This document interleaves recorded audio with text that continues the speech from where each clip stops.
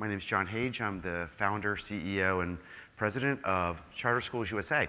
We're born, I guess I should say, yes, we were founded and headquartered in Fort Lauderdale, Florida.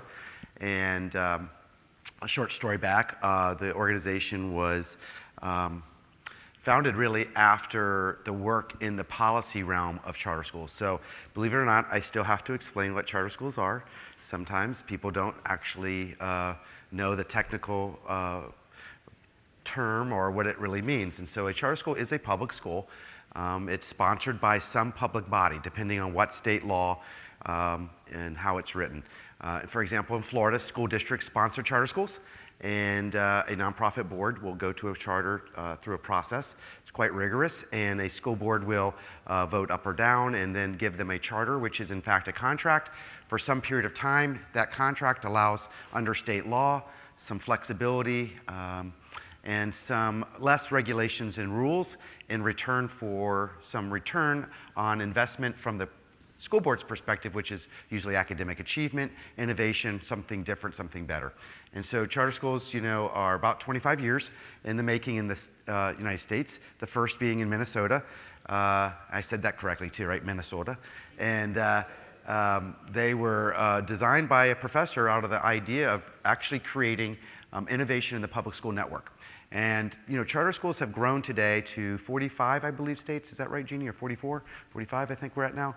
And about 7,000 schools serving over 3 million students across the United States today. So you can imagine what a fast-growing movement that looks like.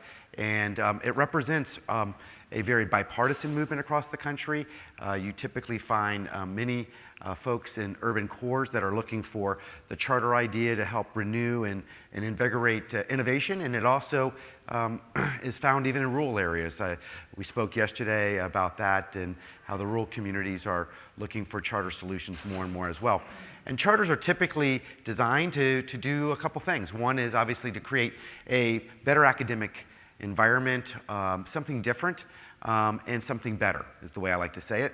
The different can be as something as unique as there's charters designed around very special focuses, right? There's some people who start them around a very unique idea. Maybe it's a mathematical, or it's a sciences, or it's a STEM, or it's something like that.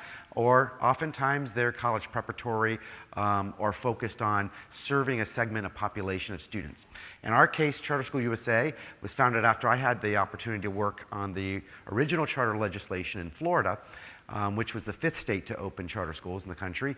And at that time, I happened to be in a policy position where I was able to help work on that original legislation, get it passed, and then open the first charter school in the state in an impoverished area down in Liberty City. That was a partnership with the Urban League and was a great success for many years. And then since then, a few years after that, started Charter School USA as really a response to the demand in the community for high quality charter schools. And so started as a nonprofit actually, and then had to turn it into a for-profit to raise capital to go out and operate and develop these schools. So since then we've built and developed over the last 20 years a pioneering focus on charter schools around the country. We're now one of the largest operators of schools in the country. We serve 84, we'll actually be at 87 schools this fall, serving in 7 states. We're very proud of the progress we've made. We're serving approximately 74,000 students. About 8,500 educators are a part of our team across the country. We also have a very high satisfaction rate among parents, and our graduation rate is extremely strong given that we're serving about 70% of our students are at risk or Title I and are disproportionately minority, and yet we still serve students in all markets. We have schools in suburban markets, urban core, and on the edge of the rural communities. We want to serve more in that area. We're also very proud of the fact that CSUSA back about 8 years ago now really needed to make sure that the charter school market was seen as something very competitive with the school districts, the best school districts in the country, and even the private schools. And one way to do that was to focus on accreditation. So we went to the Southern Association of Colleges and Schools through Advanced Ed, their parent body, and asked for them to accredit us as a school system. And they had never done that before for a network of charters, which are in fact, in different states, serving students across these states. But they said, you know what, why not? And we went through the process. We were very excited to receive and achieve corporation-wide and system-wide advanced ed accreditation, and since then have been renewed with that accreditation. That's important because charter schools need to be able to ensure that especially those high school students from an accredited school can matriculate to the top colleges. And as a college preparatory model, we need to make sure that we had that. And what was really nice about that process was it also helped us do the strategic thinking we needed to continue to be a system-wide network that had best practices involved in what we were doing, while also making sure that our schools were innovative. So no two of our schools are exactly alike, yet at the same time, there's always an infrastructure of ideas, of best practices, an educational system, and a model that is a framework by which we educate all of our students through. And it's research-based, and it's designed around the best practices that not only our educators have developed, but tested and true practices across the United States that we've implemented much quicker with agility and innovation. One of the things I'm real proud about is that we've also been able to grow our model dramatically over the last 7 or 8 years. We did that while there was much more demand than we had supply. Our growth was so significant, in fact, in the last 5 years, it was more than any school district in the United States had grown, and it made us one of the top 50 school districts in the country if you actually ranked us as a school system comparative to something like, let's say, Miami-Dade County or Washington, D.C. School District. We also have been able to go out and acquire and or primarily build, new high-performing buildings in school infrastructure by going to the marketplace and becoming one of the largest creditors for tax-exempt debt financing, which we were able to bring to bear through a creative solution to communities. We do this with municipalities. We even do this with actual school districts and with state boards. And we do this by bringing together bond investors and bringing low-cost, long-term, stable financing, which really does reduce the cost of these schools. One of the biggest challenges charter schools have, in fact, the number one reason a charter school will fail when they do fail, and some of them do, is because of financial reasons, actually, more so than academic. And so we believe that this is one of the reasons that we've been successful, is that we bring in long-term, stable, long capital that allows for schools to grow at a pace that they can be successful at, and they can also make sure that they have the capital they need in the very early years to invest in the programs and in the teachers and in the services to ensure that they're competing at the top level. And that continues to be a challenge for many mom and pop charters. So we are looking to partner with them in the future in ways through our capital program if they want to grow their program as well. So one of the things we're excited about is some of our innovation platforms. And being a part of the Charter School USA family of schools has allowed us to bring innovations to bear on a broad scale that typically wouldn't be available if you were just standing in maybe a few schools or even a small school system. One of those is that we started working with IBM Watson, actually came out of this ASU GSV conference 2 years ago. Conversations that came through that evolved into becoming the first national network partner in the charter school world as their partner for IBM Watson. And so we're now releasing that out through many of our schools this next year. We were a pilot program with them and their artificial intelligence vehicles to design and support schools and specifically teachers and students around personal learning plans. We also are excited about our Altitude is Attitude. And I'm sorry, Attitude is Altitude. I do get that one backwards sometimes.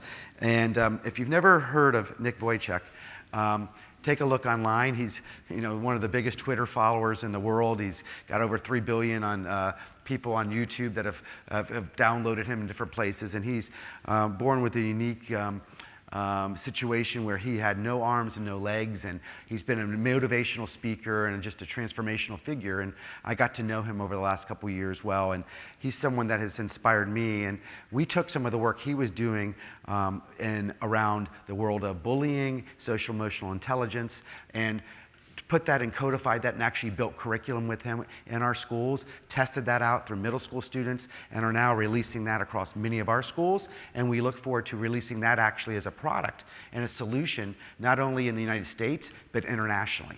So we're excited to speak to that product and what we're going to be doing with that. And we'll have more announcements coming up this summer about the unique partnership with Nick Wojcik.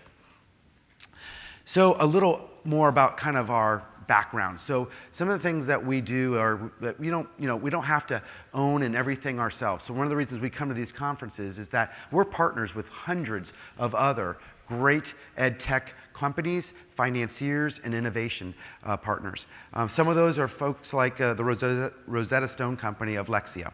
Lexia has been a great partner with us in delivering academic gains for our students, with over 22,000 of those students saw improvement scores of 47% from integrating Lexia in our Reading Core 5. So it just gives you an example of the kind of ways that we can be an innovation partner with someone. We often find ourselves in a position as well where we can actually do work with major partners, from the largest, we were just speaking with Microsoft, down to small startups, where they can actually be a partner with us in trying something out in just a few of our schools. One of the ways that we're designing our system over again is to not be so centralized, so that our state regions are in a place where they can actually take on innovations within their region that they can then share once they've tested those out with across our whole network. Another thing we're proud of is that we always work to make sure that our schools are representing the best product and solutions and ideas for all traditional schools. So we don't necessarily see ourselves competing with traditional public schools or even private schools, but actually being partners with them to help share ideas. So we always open our doors. We always look for people to look at our data and to learn, because we want all kids to benefit from some of the work we're doing. Another innovative school model is our Union Park Charter Academy. This school is being designed and will open next year in the new market above Tampa, Florida. This is one of the unique building design models in the country. In fact, in Union Park, this area, the developer came in and is working with the top tech companies in the world to provide a tech solution in every home that is at the highest bandwidth available. In fact, every single community, every member of that community will be wired in, and our school will be wired in with the community. So we designed the school from every feature inside the school to reimagine learning in a way that the space collaboration between the teachers and the learners would involve all of the community itself. So we, for example, have business partners that are involved in this. We have education partners, and we're very excited about releasing this new school. We'll actually be setting up tours and letting people around the country come in and look at what we were able to design with the top builder in the country. So this is the builder himself, building thousands and thousands of homes, came to us, and we designed this school in concert with that builder so that the entire community is wired together, and it's going to be a great learning hub for our students. Also, some of our Bright Spots, we are very excited about our Bright Spots programs. It's ways to encourage our teachers to themselves to be involved in actually coming up with innovation ideas. So we're looking to reward our teachers to show that they're a part of the best innovations themselves. My vision of the future is it's not just the 8,500 teachers in our network, but it's tens of thousands of teachers around our country, that's where the innovation's taking place, and that we find ways to then accelerate that, collaborate with them, and then expand that across systems. So we're going to do that within our own program, and then we hope to be a model for other school districts that would like to follow that. So why do we come and why do we do this when sometimes people think of charter schools as being just either a few, or in our case, a large network of schools? And I'll tell you why. Because from day one, we've been coming to the ASU GSV conference and had great success partnering with Mike Moe and Deborah Quazzo in being thought leaders around how practical application of creative ideas can actually accelerate learning. In fact, most of the time, right, I've met many, many entrepreneurs who've come out with great, great ideas, but they die on the vine of teachers that were never able to implement them or who weren't actually involved in its design. So we find ourselves at a very important nexus where the teaching community and the learning community and the innovation community can come together in a platform where we can be agile, we can be creative, and we can do things faster than a traditional school district, and we can do it in a more widespread way than a public or even a small or a private school can do that. So it gives us a unique advantage in this ed tech environment to be that innovation leader. Not only to do that for our students, but then to be an example around the country. So we continue to seek professionals for our development, professional development programs for our educators. These are an area that we continue to focus on. So if you have a background in that, we'd love to talk to you. Obviously, we're focusing on social and emotional learning. And so if you have an area there or an expertise or a product, we want to speak to you. Innovation in the actual classrooms themselves, products, solutions. We're looking for more creative learning spaces because space matters. Kids are going to continue, for the most part, to go to bricks and mortar schools, but we don't want those schools, like when you saw Mike Moe's presentation yesterday, just because they might look the same on the outside, they should not be the same on the inside. And so we're at the forefront of that work. And also around our teacher incentive side, making sure that focus on teachers is never lost. Teachers matter, and if teachers are not at the center of all of these discussions, they will not succeed in the US or, quite frankly, anywhere in school districts around the country. So I have a few minutes, I have a minute and a half left here. I'm going to close up, and then if anyone has a question, please just raise your hand. I'll repeat it real quick and do my best to answer it. Any questions? I did a great job if there's no questions, right? No questions? Okay, well, I'll be here afterwards if you'd like to meet with me. Yes, sir? Are all of your schools known as Charter Schools USA? So what we do is they actually have their own name, but then what we do is we call them as a family, as a member of the Charter School USA family of schools. And this is a way that communities can be a part of it. So oftentimes they're named around the community, but we also use our logo most of the time as a part of the name. So you'll see the logo embedded. One more time? A large number in Arizona. So we do not, but we are looking to expand across the Mississippi. We're primarily based from on the East Coast, from as far up as Indiana down to South Florida, across to Louisiana, North Carolina, South Carolina. But we are also looking to expand in the US, and we're considering international opportunities. Any other questions? I have 30 seconds left. Yes, sir.